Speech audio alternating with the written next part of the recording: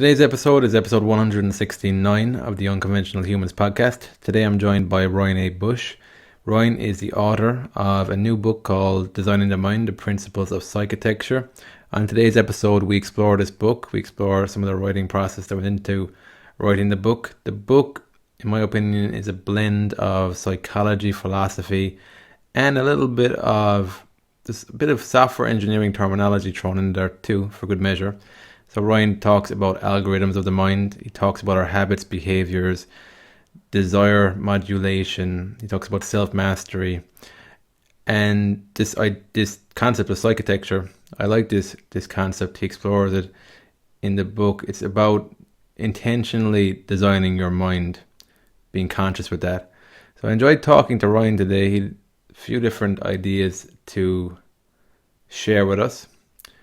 Quite a bit about Nietzsche in his book, so he talks a little bit around what drew him to Nietzsche's work. And yeah, I enjoyed just the insights that Ryan brings to the table. From reading the book, I felt like he's put a lot of research into the book, and there's a lot of lived experience in there too. So I was curious about that, how he went about writing the book now, and what life experience was entailed in writing the book, and what research and what went into the book. So that's it. I hope you enjoyed today's episode, and thanks again for listening. Okay, Ryan, thanks for joining us today. Yeah, thanks for having me, Dennis. Happy to be here. It's my pleasure. So my first question, just tell us a little bit about you and what you're up to today. Yeah, so about me, I basically come from sort of a design background. I've been working in product design for a while, everything from physical products to apps and software. And I've done mild programming a little bit, but for the most part, I've been studying philosophy and psychology since, long before I was in college for design. It's really always been a passion of mine that has sort of continued to grow. And there are a lot of ideas that have sort of, that I've been especially interested in that sort of fused together at a certain point. And I sort of decided I needed to write a book about it.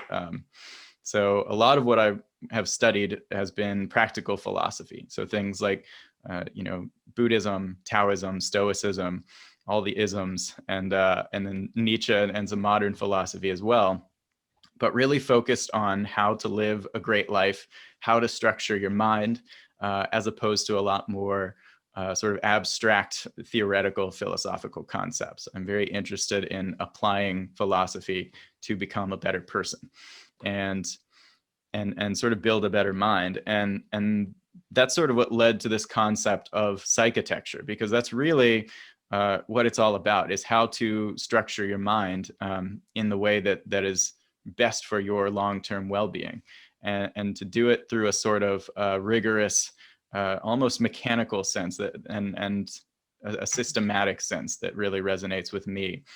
So I put this book together starting in 2019, early 2019, and worked on it for close to 2 years before publishing it. The book is called Designing the Mind, the Principles of Psychitecture. And it dives into a lot of this sort of exploration between philosophy and psychology, and a little bit of self-help as well. Interesting stuff. Like the philosophy, psychology. Do you know why you had an interest in that at such a young age? Do you know where that came about?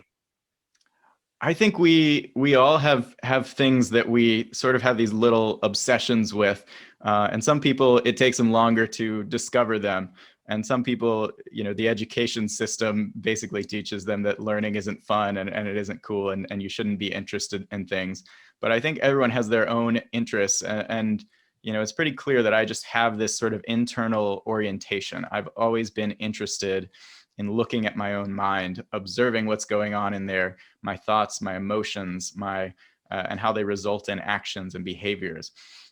So it really was, pretty much from the time I was early, adolescent, I was already thinking about these things, even though I wasn't reading anything yet. I was just sort of asking myself a lot of questions about my own mind. And then, at a certain point, I started reading a lot about it once I sort of discovered the genres and discovered these ancient philosophies that talked about similar things. And I felt like, people like Epictetus and Nietzsche, these all sort of had similar minds to mine, and the fact that they're so interested in systematically understanding the mind and happiness and well-being, and how we can make changes to achieve it. And before long, I was taking notes in an app that I had, and I had thousands of notes that I couldn't even, realistically go back through. I had so much to say about it and so many ideas that I decided I needed to put it together into a book. When did you start seeing the overlap between like that systematic way of thinking? Like you talk a little bit about algorithms, like your thoughts, feelings, actions. You use like software engineering kind of terms. When do you start seeing the overlap between the mind, how it works, and more of like a software engineering design thinking? Right. Yeah. So when I was just starting in college, I was pursuing a computer science degree.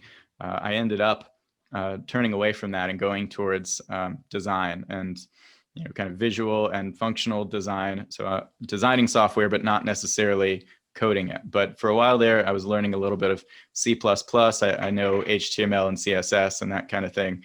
And ever since I learned just the basic concepts, just how algorithms work, how software works, I started seeing parallels. As I was, reading philosophy, I was saying, oh, what Epictetus is talking about here is making an algorithm essentially in your mind that will trigger a certain response, as opposed to the one that's already there.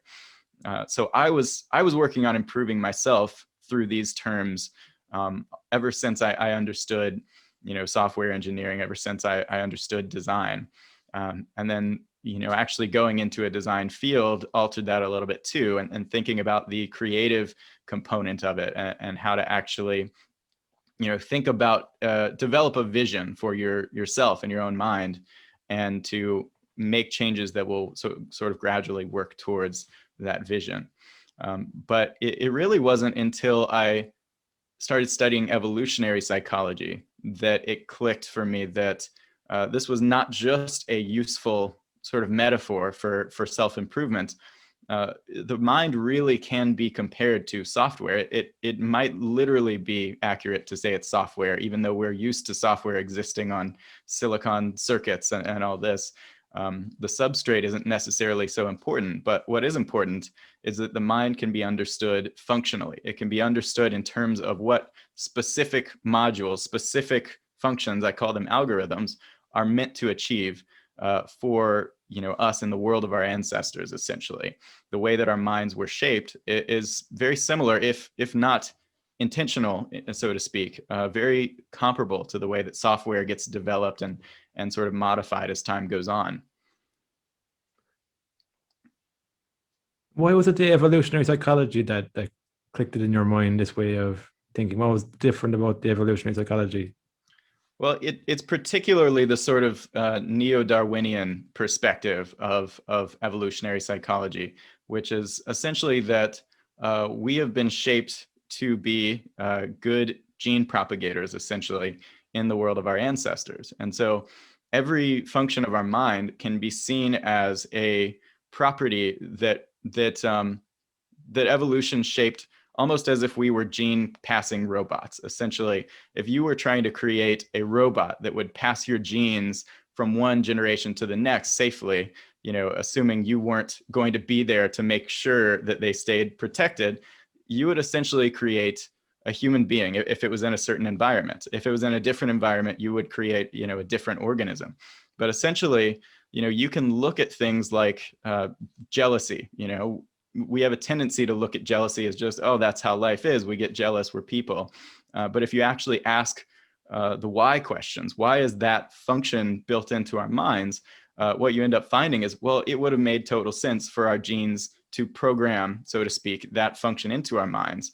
And it could be thought of in very much an if-then type of algorithmic sense. If you encounter this certain trigger in your environment, this certain input of your significant other, that you care about, flirting with someone else or whatever, then that should trigger a program from a genetic perspective. That should trigger this program that says you should have this emotion and you should take this behavior to prevent that from happening, because your genes don't want to get demolished, essentially. They want to make sure they get passed on.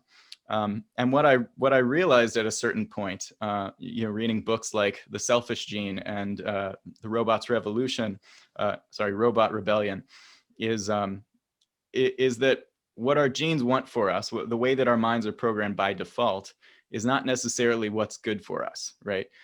It's not necessarily perfect wisdom and optimal happiness and all these things that we value, right? It's only those things to the extent that it makes us good at passing on our genes. And this is a depressing idea to some until you realize the other properties that our mind happens to have that allows us to essentially take that, commandeer that keyboard of our own programming from evolution and modify our own minds deliberately. We're the first species to be able to do that. And I think there's something really incredible about that.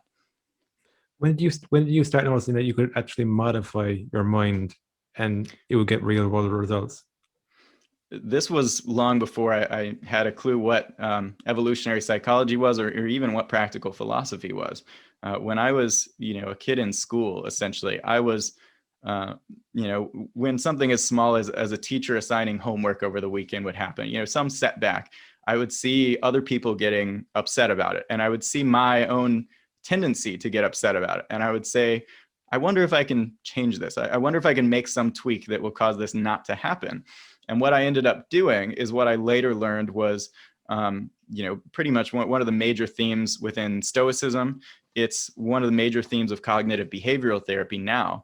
You might call it cognitive reappraisal or restructuring, where you actually look at the belief that led to a certain emotion, and you actually change that belief and change the way you interpret the stimulus, such that you have a different emotional outcome. So if an emotion doesn't serve you, there are ways to go in and tweak the very patterns underlying them, so that you don't have to deal with it on a continual, repeated basis every time you encounter this real world input. And I was seeing also that habits are essentially the same thing. Your behaviors are no different from your emotions in this regard. They're essentially these patterns that are programmed into you by default, or they've been shaped through your life experiences.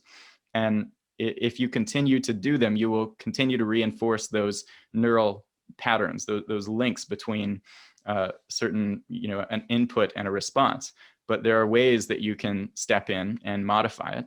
And I was also seeing that biases, cognitive biases, these habitual ways of misinterpreting and miscalculating information in the world, are the same type of thing. These are all algorithms. They're all programmed into us for one reason or another.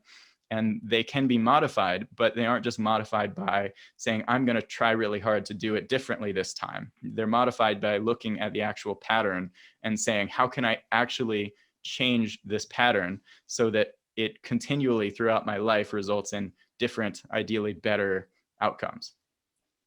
Cognitive biases are a big one, and they're also tricky because you do need a level of metacognition and self-awareness to transcend above those biases. How have you gone about doing that? Is there anything that works for you specifically, or to get beyond the cognitive biases? Yeah. So really, and this goes for all of them, for biases, for emotions, for behaviors, you need to have that metacognition, as you said. You need to have a certain level of mindfulness so that you actually notice what's going on in your head. Because if you don't notice until, hours or days later what was going on in your head, then how are you really going to step in and change it? And what I recommend for almost everyone is to start doing mindfulness meditation or some mindfulness equivalent practice. Personally, I've been going on long, sort of reflective, introspective walks multiple times a week, pretty much my whole life. And that has served me really well. But I think for some people who aren't as sort of metacognitively inclined, and metacognition, by the way, refers to thinking about thinking, or awareness of your own field of awareness. For those who have a harder time with this, I think just sitting and focusing on your breathing and focusing on what's going on inside your mind may be a good first step. But going on long walks, I think if there's one practice I could recommend doing, just go on a walk. It's fun. It gives you stimulation. It gives you exercise. It gives you vitamin D, but it also gives you an opportunity to really step away from your devices, step away from the constant temptation to keep yourself entertained and distracted, and to really observe your own mind and ask yourself some questions about your beliefs, your values, your what's going on in your life right now, and how you're responding to it emotionally. Yeah, I do this similar actually with walking. I do find it I let the mind wander, I guess, on my walks, and like that ideas kind of come to me sometimes on my walks, and it's again, it's like getting out in fresh air, and it's nice. How about for Yeah, you with, or yeah, you're gonna say something? yeah. It's actually great to not impose any particular topic. I think initially, at least when you go on walks, to just kind of open yourself up and let thoughts come to you. Let these insights arrive. Because if you are just quiet, if you just aren't actively creating noise for your mind, you will find often that insights come to you, just like you said. But Yeah, exactly. Yeah, that's a good thing to mention. It's I wouldn't find walks that beneficial if I was like in my mind trying to mull things over. I'd find it quite stressful. But I think I work before I go for a walk a lot of the times. It'll be after work, I'll go for a walk, and it'll be then allow my mind to kind of relax a bit more, especially if I faced a problem during the day that I couldn't figure out and I was stressed out about. I even mhm. find with this, how do you, like, how do you find this awareness of this metacognition, the biases? How does it help you in the moment when you're actually feeling stressed out? So another thing to mention first is that it can be very helpful to study the sort of existing and more or less universal biases out there. There are websites like Less Wrong. There are tons of lists out there of just all the cognitive biases that are generally found across the human race. And although familiarity isn't probably going to do a lot for you by itself, it's sort of an important initial step. You want to know the types of mistakes that your mind is likely to make habitually. Um, but so then once you've done both of those things, once you're fairly observant into what's going on in your own mind, and you know some of the things to look out for and some of the biases, you will start finding these things appearing in your life. You will start finding um, you can take the fundamental attribution error, where an example would be, if you're late for work, you tend to think, oh well, I was late because I was in traffic, because this happened, because that happened. If someone else is late for work, you tend to think, oh well, they're late because they're a lazy person or something. So we have these biases that are generally found. And when you are aware of it, and you're paying attention to yourself, you'll often see these things pop up, and you'll say, oh, I just found an example of that bias in myself. I need to work on this, right? And what you want to do is really focus on that initial belief that's essentially creating that, and put together some kind of strategy for altering it.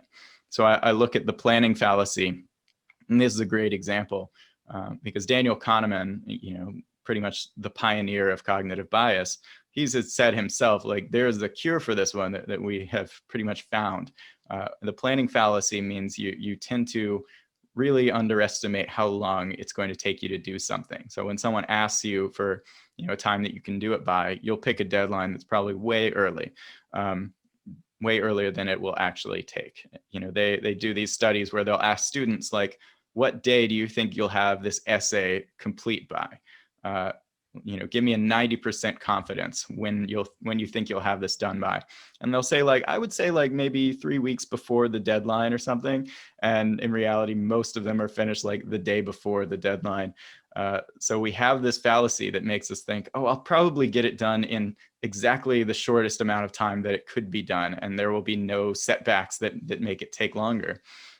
So the key to overcoming this bias is to quit asking yourself, how quick you think you can do something, and instead start asking yourself how long it generally takes people, how long it generally takes you and others to do that thing in the past.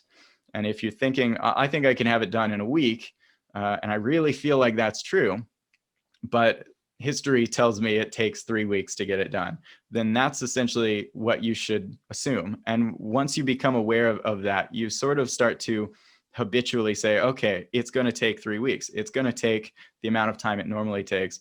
And you sort of change that bias. You alter the way that your mind works on that. And I don't want to imply that they're all simple to get rid of, or that there's one solution for doing it. And that's why, the term is psychitecture. It's a creative design process. It will require a different solution for everyone. How did that word come to you, the psychitecture? What was the thing you were trying to describe that word encapsulated? Yeah, it's really sort of this combination of the mind and then the design process. Essentially, it's architecture.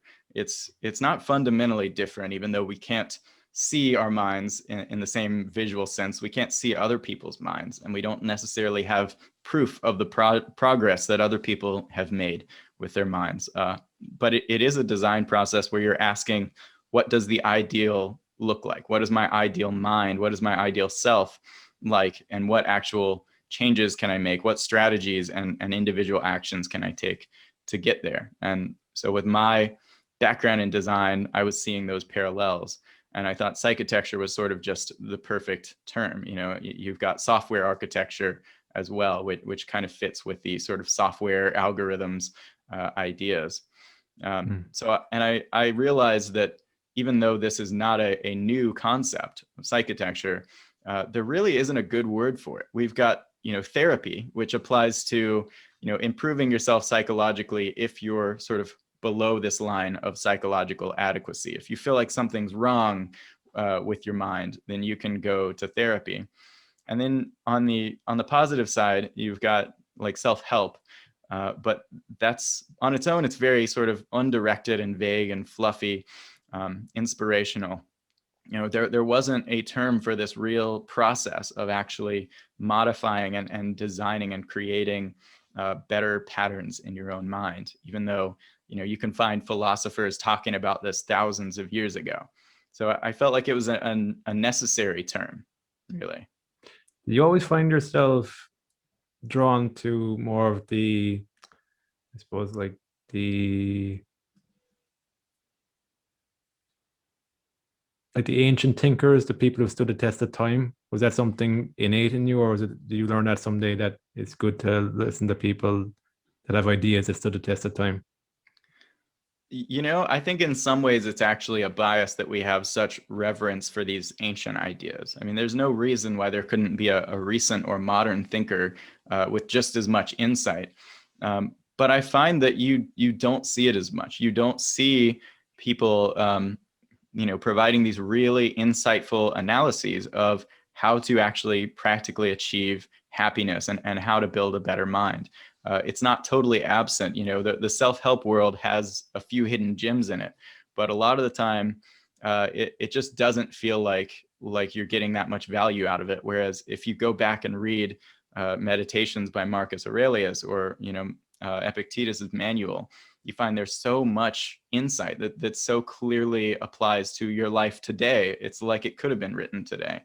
So I do think that's why it stood the test of time. And I think there's something to that idea, that ideas that have been around for a long time can have a lot of value.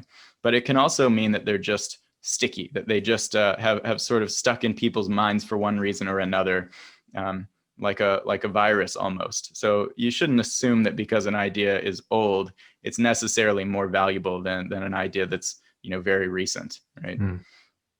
Well, Nietzsche comes up quite a bit in your book. You quote him quite a lot. What drew you to Nietzsche, studying Nietzsche? Yeah, good question. I don't remember exactly when I started reading Nietzsche. I think it was probably early college, but it was clear that there was a lot that resonated with me at that time, and even now. I think Nietzsche is viewed as this sort of immature thinker. And in some ways, as a person, he was sort of immature in a few ways. But I think the idea is, even though you have to read a lot of his work and a lot of secondary work to even figure out what he's trying to say, I think there's a lot that's really valuable there. I mean, he in many ways called for a return to a virtue ethics type of view, that sort of that you saw more in Aristotle and the Stoics, a long time ago, but the world seemed like it was moving away from, with utilitarianism, with this idea that we can calculate good that we do in the world. And Nietzsche put the focus on the individual and the mind, really, and sort of, you have to read a lot to sort of decipher it. But I think one of his main contributions is arguing that there is something to this idea of virtue and of greatness of the individual mind that goes beyond this very simplistic, almost calculated idea of ethics and of what it means to be a good person. So one of his big issues was with this sort of hedonistic idea that we can measure good in the world by the amount of pleasure or the absence of pain, essentially. And I think, Brave New World by Aldous Huxley really illustrates what Nietzsche was worried about, and the world that he was trying to avoid. This world where we're all basically blissed out, where we have no negative emotion, but we're not really aligning with our ideals. The way I look at it, we're not really achieving human greatness. We're just minimizing discomfort. And I think he was really focused on, what does a great individual look like? What does even the ideal individual, if there is such a thing, look like? And there are a few different ways that sort of applies throughout the book. But I think it is really important that we have a vision of what a great, ideal human is, or even at least, what our ideal self is as individuals. You mentioned in the book quite a bit about values as well. When did you start honing in on your own values?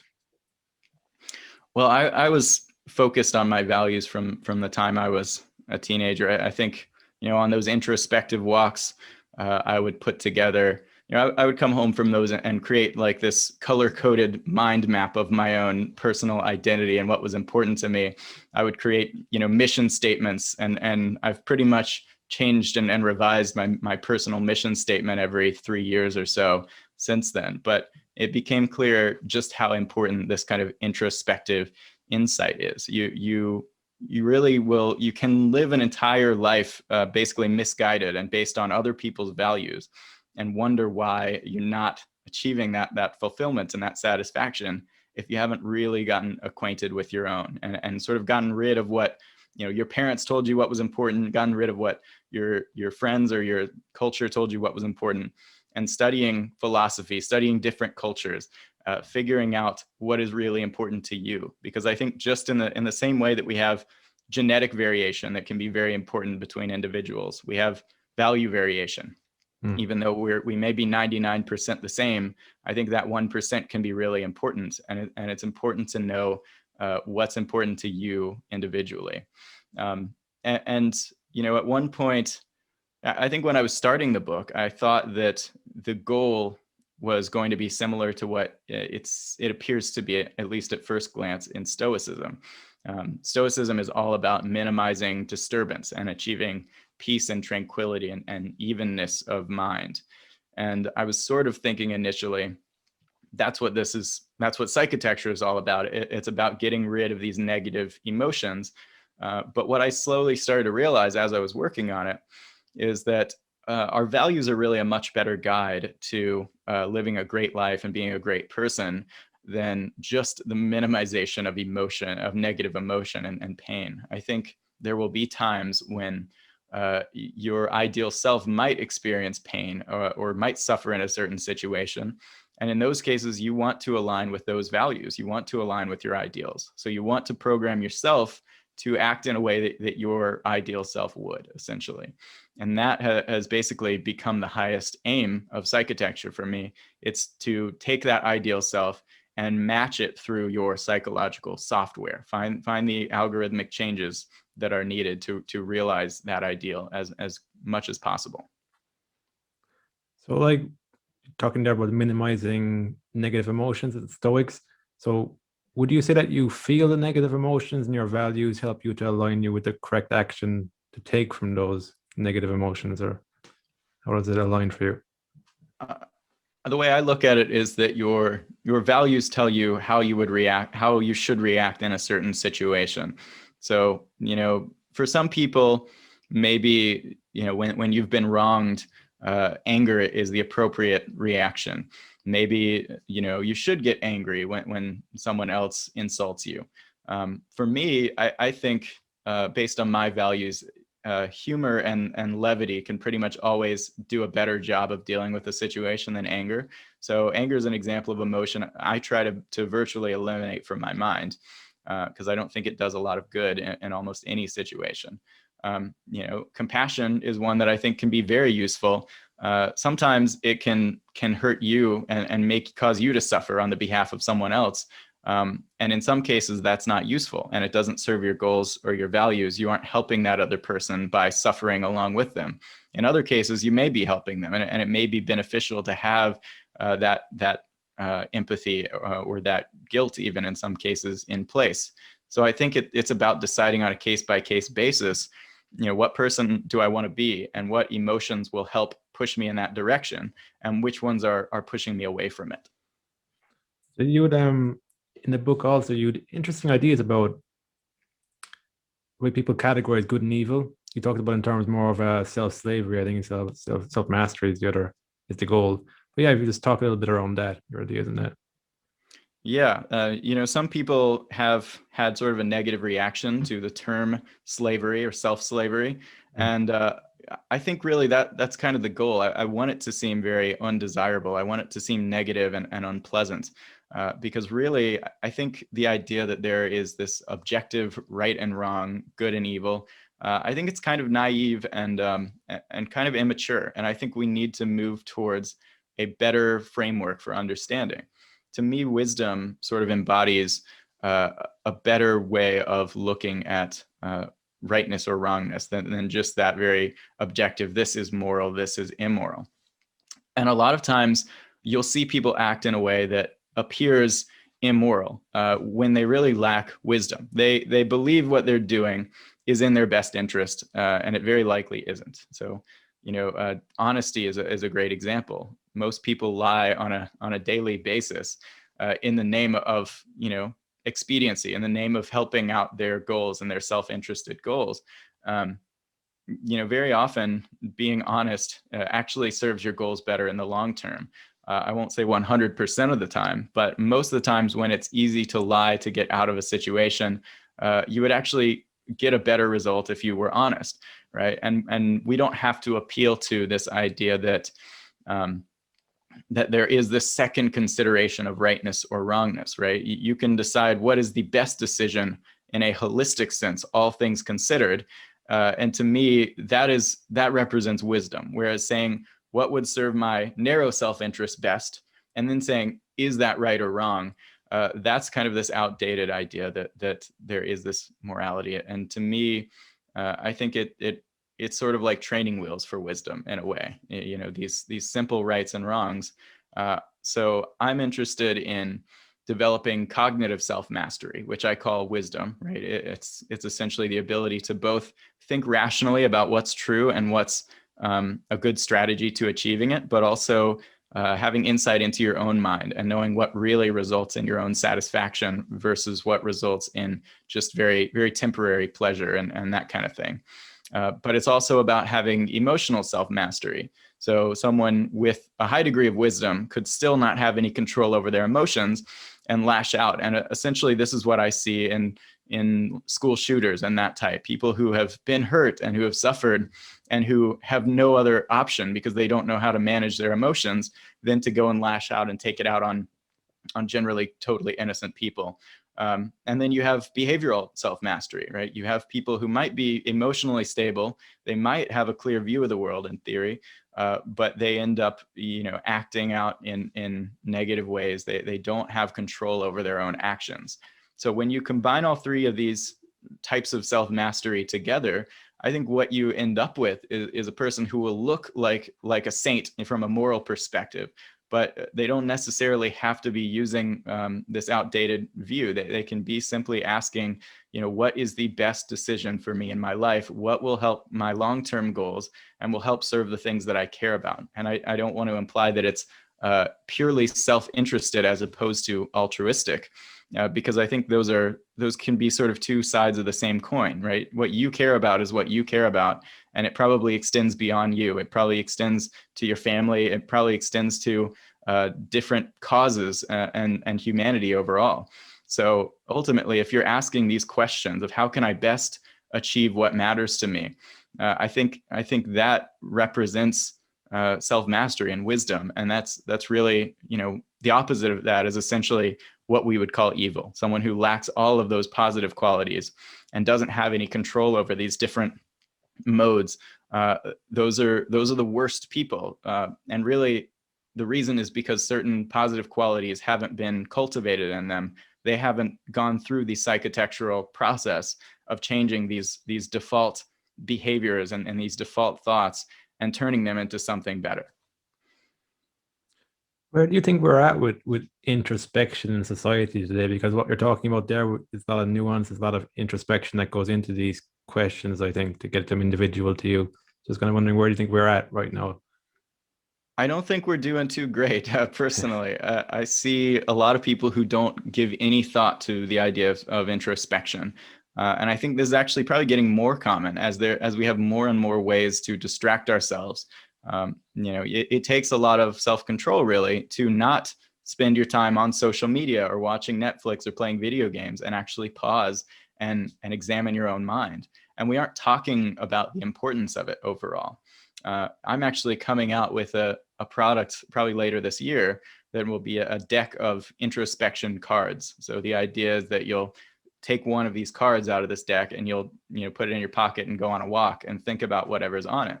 And what's interesting is that I'll tell people I'm working on this, and they're always confused. They're always like, wait, I've never heard of that before. Why would you need that?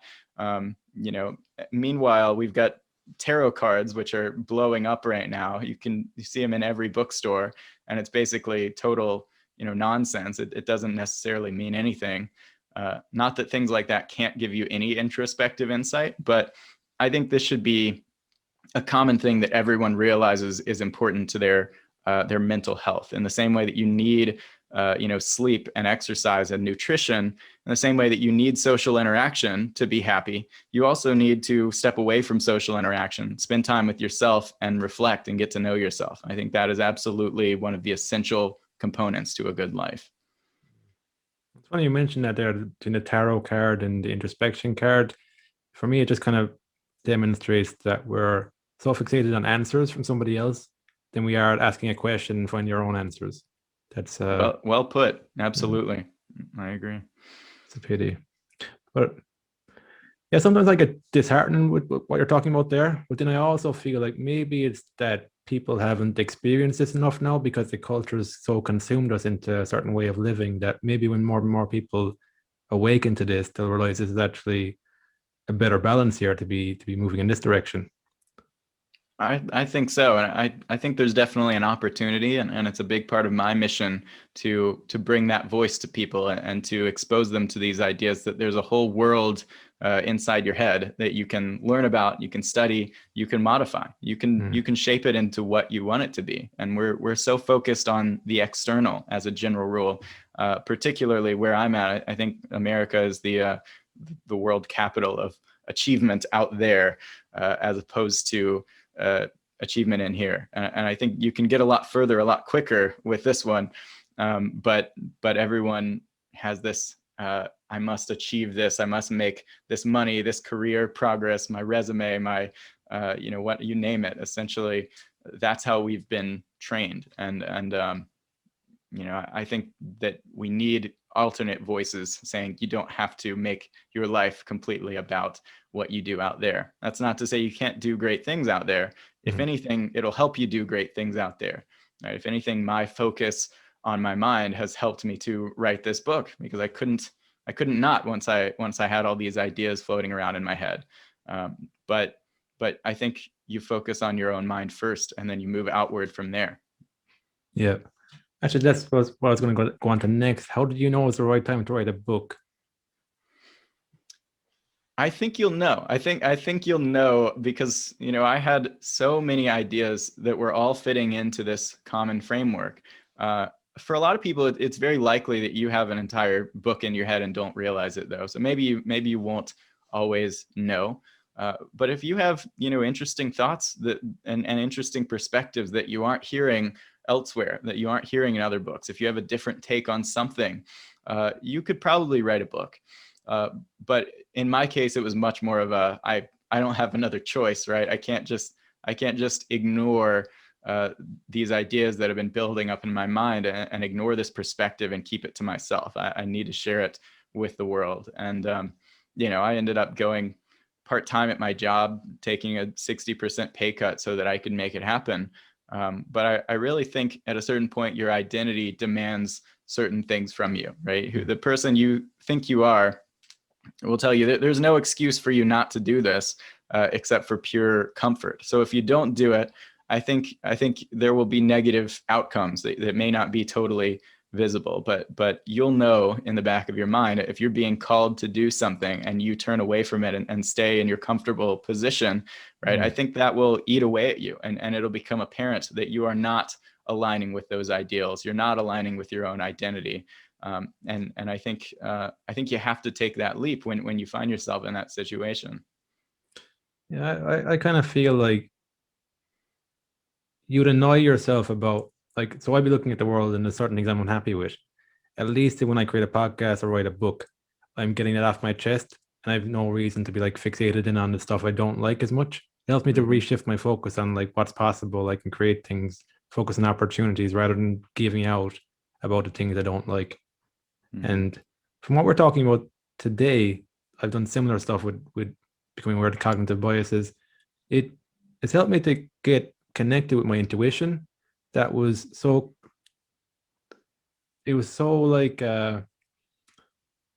covered over with layers of confusion of default thoughts taken in by the culture around me, that the more I've I suppose excavated all that stuff away, got clear more on like my own answers, it's allowed me to understand what that feels like to follow my intuition a lot stronger than before. Absolutely. Yeah, it's unfortunately it's easy to be misled about your own intuitions, and that's why you do have to go through this process. I say in the book that the process of really getting in touch with your values is about taking a philosophical wrecking ball to what you think is important and seeing what remains. Right? Ask questions, probe. Look at those things that you think are true, and ask, why do I think this is true? Right? What if it weren't true? What would that mean? What evidence do I have for this? And eventually, if you're engaged in this process for years or even decades, you're going to have a huge amount of insight. So I think it is about, putting that time in consistently over your life. You will make major progress, across your whole life. Long term. And so, even technically, with your book, what was it like for you to get the chapters formulated in your mind? What was that process like? How did you know how to divide it up? Yeah, I mean, you could look through my notes, through the history, and it's really interesting to see all the different structures that I sort of worked through and progressed through. Because when I started on the book, I definitely didn't have a crystal clear idea of how it was going to be structured. And I think, I didn't really even have the self-mastery triad that makes up the core sort of backbone of the book. I didn't know how I was going to structure it. And I sort of just started writing. And then one structure became clear.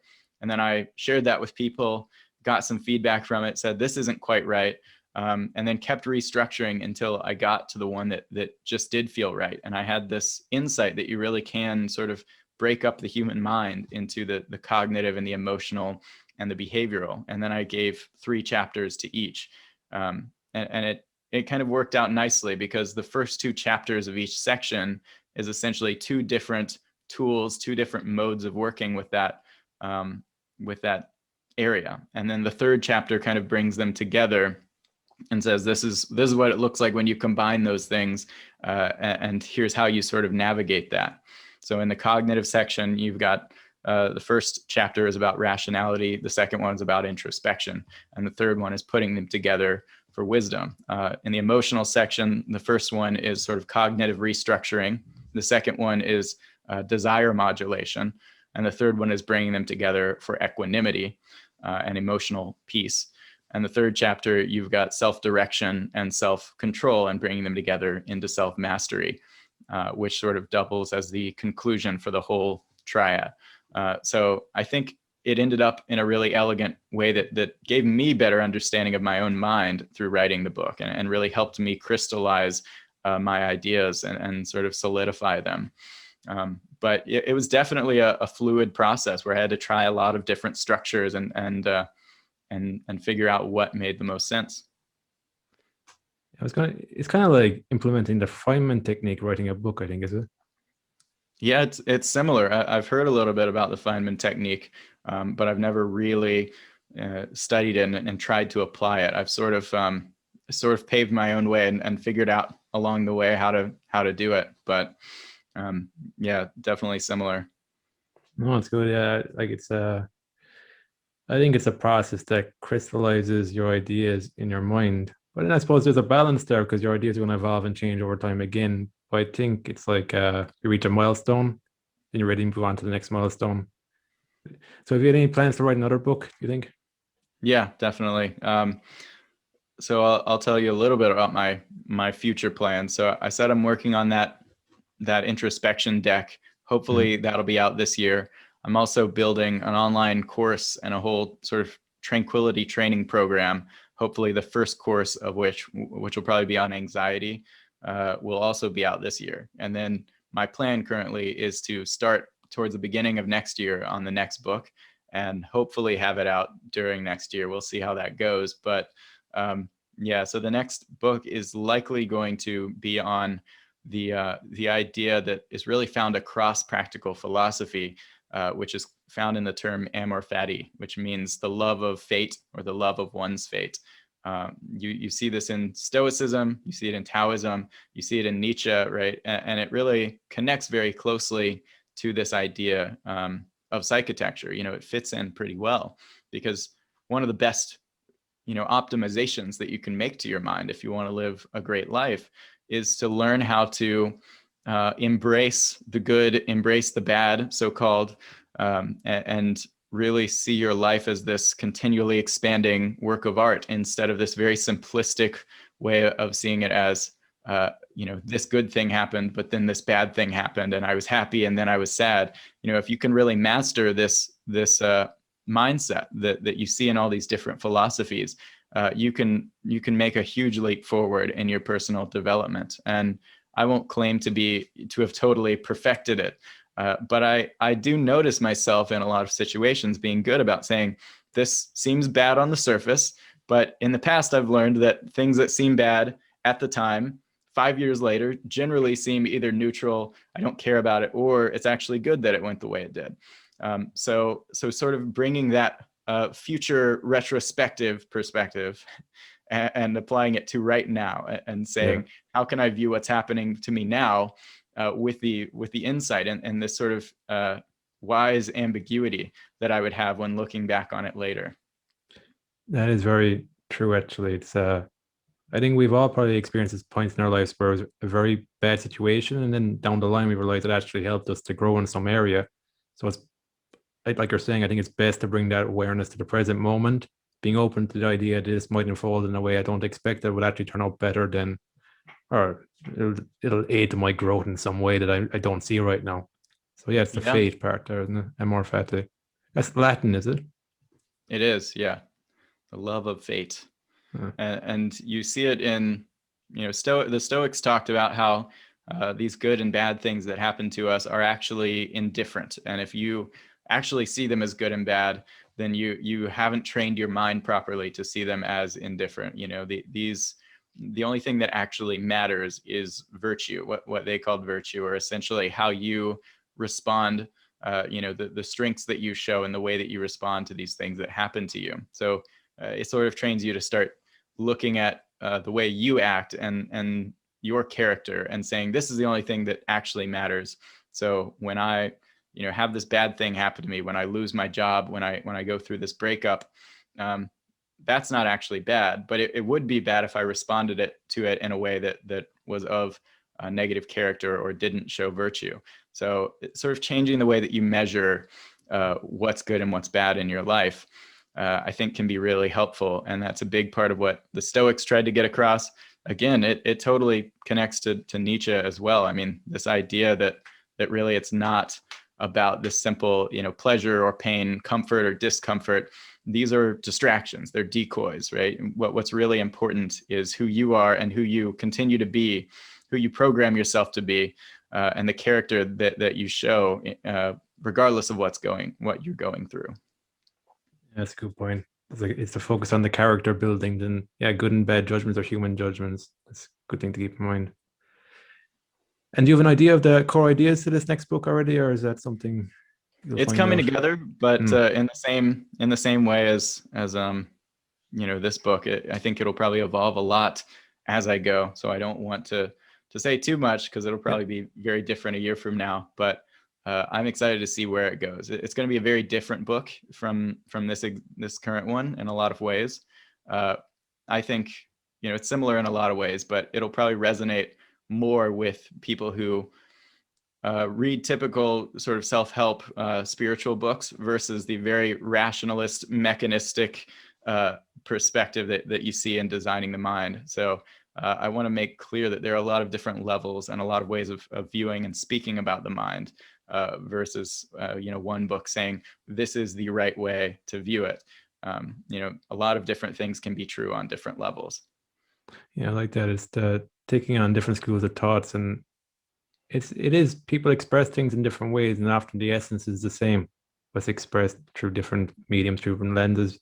Kind of the understanding that we all speak in different languages, even within the same language. Absolutely. Yeah. And different things resonate with different types of people who are at different stages in their personal development. So ideally you want to create things that have something for everyone and that can reach everyone and positively impact them. Perfect. No, it was great talking to you today, Ryan. I enjoyed talking about philosophy, psychology, a bit of software engineering terms as well. Where do people find you online if they wanted to check out more of your work? Yeah, Dennis, it's been great talking to you. Really enjoyed it. It's been an especially interesting conversation. But you can find me on designingthemind.org. I would head there first, and you can find the link to get the book on Amazon if you want. I would love for you to get the free 50-page guide that will, sort of explain some of these ideas, and it'll also get you on my email list if you want to be on it. You can unsubscribe if not, but you'll get this guide that sort of introduces you to a lot of these ideas, has a lot of book recommendations. But yeah, everything is through designingthemind.org. So and there. Perfect. Yeah, no, I definitely recommend giving it a read. I read it there, and yeah, I enjoyed it. So yeah, so thanks again, Ryan. Until next time, have fun and enjoy the process.